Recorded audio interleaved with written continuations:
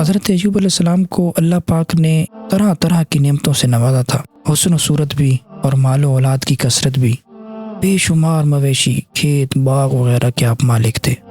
جب اللہ پاک نے آپ کو امتحان میں ڈالا تو آپ کا مکان گر پڑا اور آپ کی تمام اولاد اس کے نیچے دب کر مر گئی، اور تمام جانور جس میں سینکڑوں اونٹ اور ہزارہ بکریاں تھیں سب مر گئے، تمام کھیتیاں اور باغات بھی برباد ہو گئے، حتیٰ کہ آپ کے پاس کچھ بھی باقی نہ رہا۔ آپ کو جب ان چیزوں کے ہلاک و برباد ہونے کی خبر دی جاتی تھی تو آپ اللہ پاک کی حمد کرتے اور شکر بجا لاتے تھے اور فرماتے تھے کہ میرا کیا تھا اور کیا ہے، جس کا تھا اس نے لے لیا، جب تک اس نے مجھے دے رکھا تھا میرے پاس تھا، جب اس نے چاہا لے لیا، میں ہر حال میں اس کی رضا پر راضی ہوں۔ اس کے بعد آپ بیمار ہو گئے اور آپ کے جسم پر بڑے بڑے آبلے پڑ گئے۔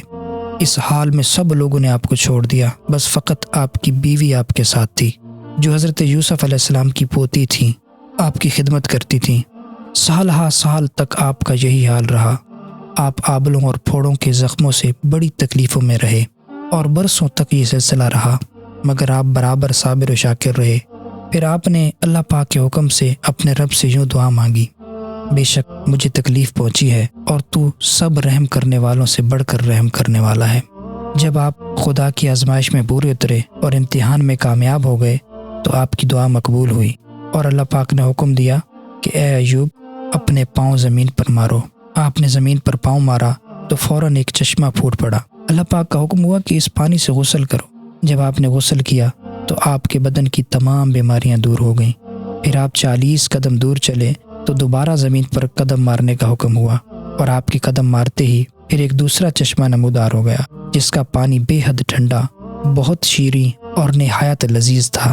آپ نے وہ پانی پیا تو آپ کے باطن میں نور ہی نور پیدا ہو گیا، اور آپ کو اعلیٰ درجے کی صحت و نورانیت حاصل ہو گئی، اور اللہ پاک نے آپ کی تمام اولاد کو دوبارہ زندہ فرما دیا، اور آپ کی بیوی کو دوبارہ جوانی بخشی اور ان کی کثیر اولاد ہوئی۔ پھر آپ کا تمام ہلاک شدہ مال و مویشی اور اسباب و سامان بھی آپ کو مل گیا، بلکہ پہلے جس قدر مال و دولت کا خزانہ تھا اس سے کہیں زیادہ مل گیا۔ الغرض حضرت ایوب علیہ السلام اس امتحان میں پورے کامیاب ہو گئے، اور اللہ پاک نے ان کو اپنی نوازشوں اور عنایتوں سے ہر طرح سرفراز فرما دیا۔